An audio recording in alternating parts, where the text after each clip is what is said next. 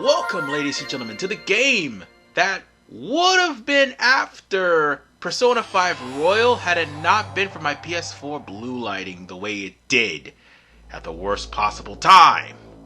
So yeah, welcome to Dynasty Warriors Strikeforce that came unexpectedly earlier than I had originally planned.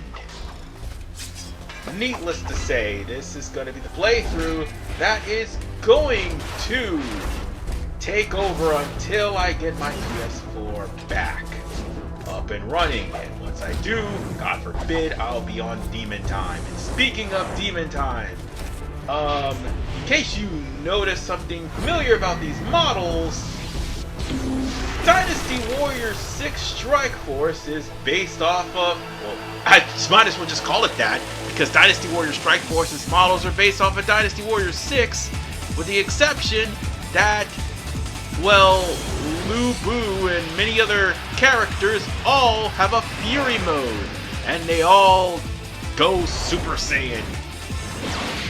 Ah yes, the legendary drink beer! It'll turn you Super Saiyan!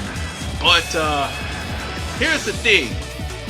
I only managed to play this years ago, and that was on the PSP because one of my college friends allowed me to use his PSP for a little bit, and I haven't played it since 2013. God damn, that has been so long. And now it's been 11 years since I played this game, and now here we are. And I'm using the PSP emulator in case you probably haven't guessed by the actual top of the screen.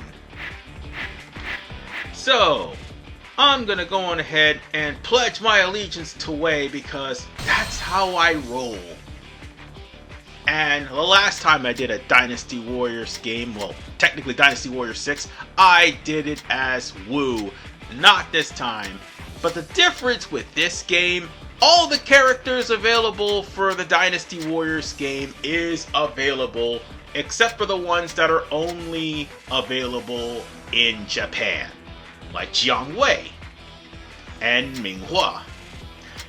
Yeah, we're gonna be in basically a slapper of a grind fest. Not to say that this is a bad game, no. I mean, I can understand that they are trying to do something innovative, considering 6 Special was crap, and I'm not going to sit here and lie to you, 6 Special was beyond crap. But this game also was a online game that you could play with others. And I say was because the PSP is discontinued. I mean, you could do that for the HD versions of the game, but you'll have to have a PSN and also working internet because the internet sucks because it's streamed. At the end of the later Han, corruption plagued the imperial court, alienating the people and threatening the authority of the emperor. Yet it was this very turmoil, caused by the rebellions across the land, that gave one man the opportunity to usher in a new era of change.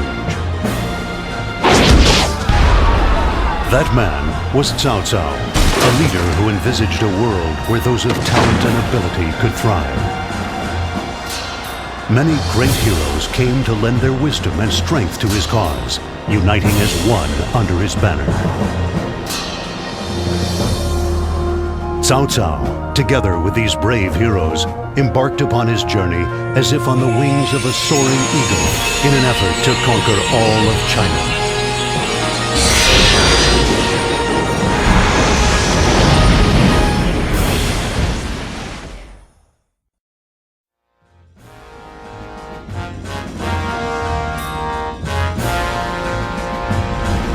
Zhang Jiao, leader of the religious sect The Way of Peace, incited the masses, raising an immense rebel army. Its members wore yellow cloths around their heads and came to be known as the Yellow Turbans. The imperial court feared that the Yellow Turban Rebellion would spread and put out a call for volunteers to raise an army to vanquish the traitors. Great warlords from across the land came to answer the call. For Cao Cao and his followers, however, subjugation of the rebels would be nothing more than a triviality. For these events were to merely serve as a stepping stone on his path to conquer China.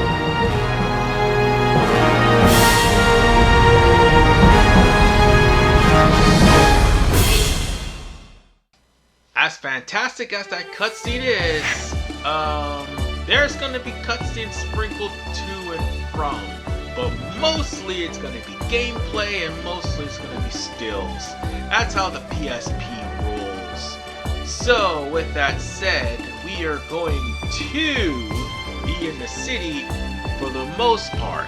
There is going to be different cities we can go to, but we're gonna have to work up the facilities that are here. But it's not just this city, there's pretty much 6 chapters, and there's 6 cities in total. Needless to say, you're gonna be doing a lot of freaking grinding as far as I'm concerned. And South starting off with the Warfan, not gonna help. Not gonna help at all. I need to go and buy myself a better weapon. Now, the smart thing to do would be to buy a spear, pike, or anything that is available. Unfortunately, the only thing I probably can buy would be a great sword for the time being, because I don't have the materials. And the worst part about this is, one of the things that is recommended you buy is a bow and arrow, primarily for the butterflies. Unfortunately, we do not have the materials. So what we're going to do is actually get the materials with what we have. So yeah. Also, I could buy items that I can use in actual missions. The thing of the matter is, there's one thing past me forgot. And that is to set the camera on the secondary pad, or like the hardware stick. Yeah, I should have set the camera on the hardware and set the items for the D-pad, but I didn't. Instead, that's the trigger for the save state. I gotta fix that. I definitely gotta fix that. And unfortunately, past me doesn't think about fixing that until after part 3. Oops. I know this may sound like a very sarcastic thing I said, but no. I literally did not think about fixing that until after part 3. So, what's the gist of going on here? There are bonus objectives for some of these missions.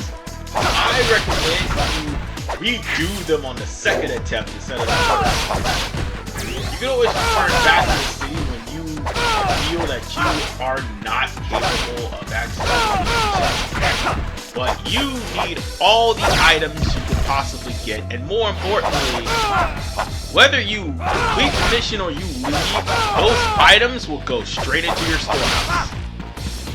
Basically, you are grinding up to level 50, and even then, that's not enough. So the bonus objective for this particular mission is for me to get to the gate and beat everybody up within 3 minutes. I'm not worried about that objective right now, but I will be on screen, because of the fact that I need supplies. I need supplies, and I need money. And I need money fast. And also experience, too. Because here's the thing. RPG items kept coming to play. Because you see, the more you progress, the harder missions will become. And also, you will have to get to a higher level. Like I said, the maximum is 50. There is nothing that can break level limits. But you will need something to, at least for the most part, make your swords stronger, much stronger than whatever weapon you're going to be playing with. For Cao Cao, his default weapon is the sword.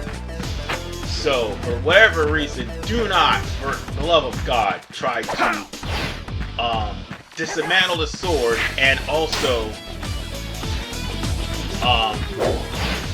destroy his favorite weapon, because he will not use his move style with anything else. In fact, this is the first game, for real this time, that actually has, how can I put it? This is the first game that actually has the two-weapon system. It would have worked well in Dynasty Warriors 6, but they rushed that game to hell, so they brought it here. Can you imagine if they would have put more effort in 6 than what they did here? This wouldn't be Strikeforce. This would be Dynasty Warriors 6, and it would have been a better game. People would have actually... While people would not have liked the clone weapons... Oh god, there's somebody behind us. And I know this is under 3 minutes, but still. Let's just take care of business. Oh, and I gotta pick up some items that are left behind. And I'm just picking up items, basically, and getting stronger.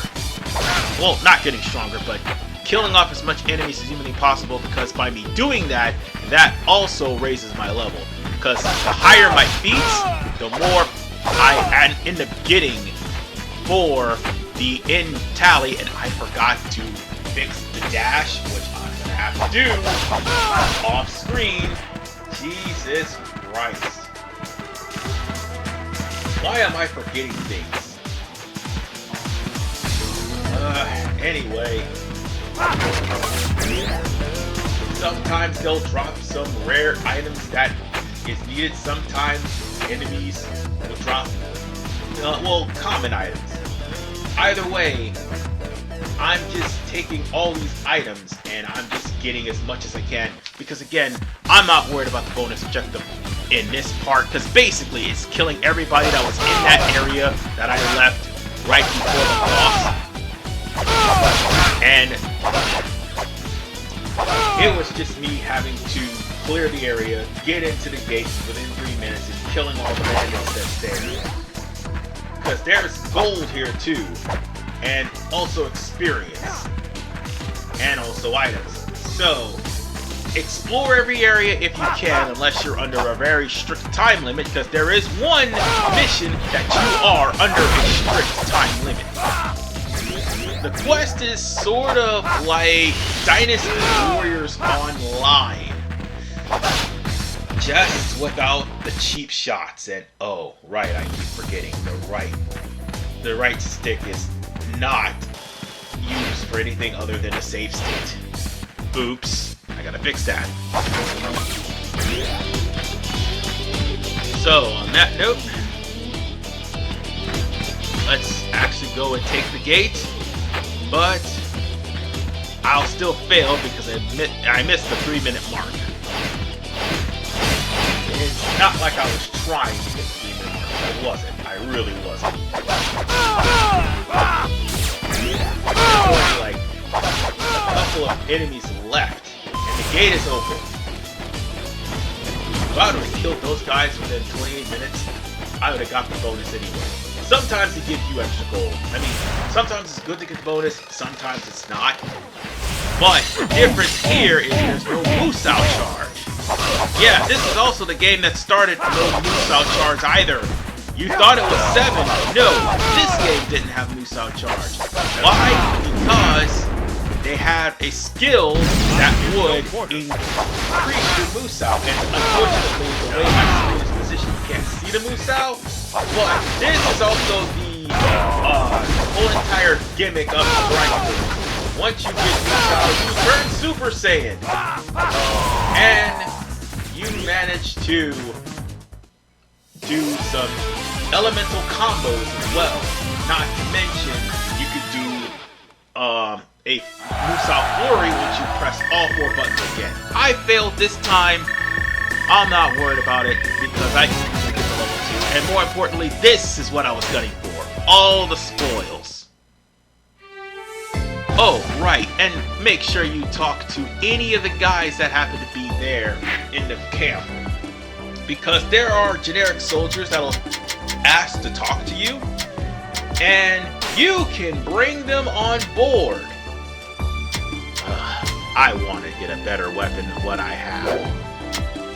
So, I guess there's only one. They don't even have the bow available! Yeah, I tried to find the bow, and the bow I do not have the materials for. I can only make a great sword. That sucks!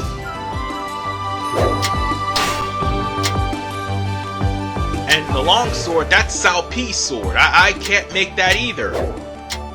That's a pretty fun sword to make.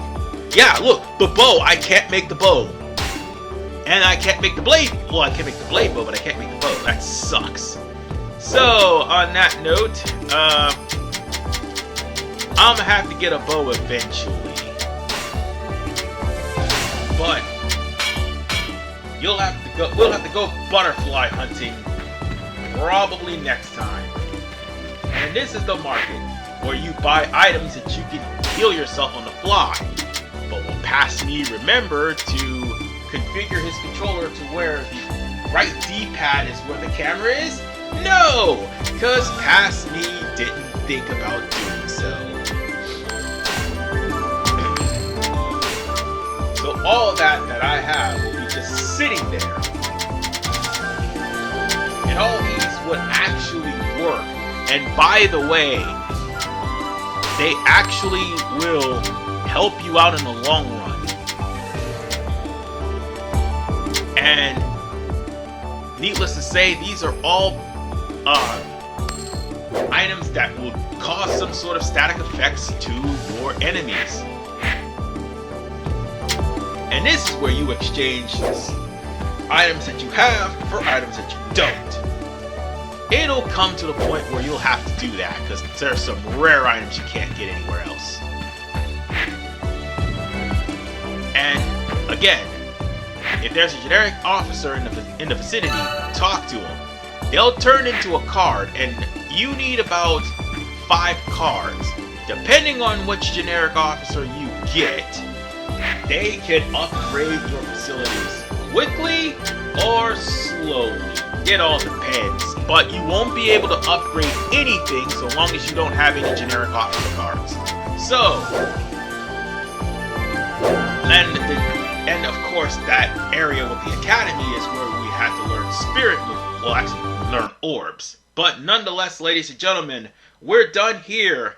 And in the next episode, we're going to have to do another side quest before we actually go to the main story. This is R from Man985. Peace out and take care.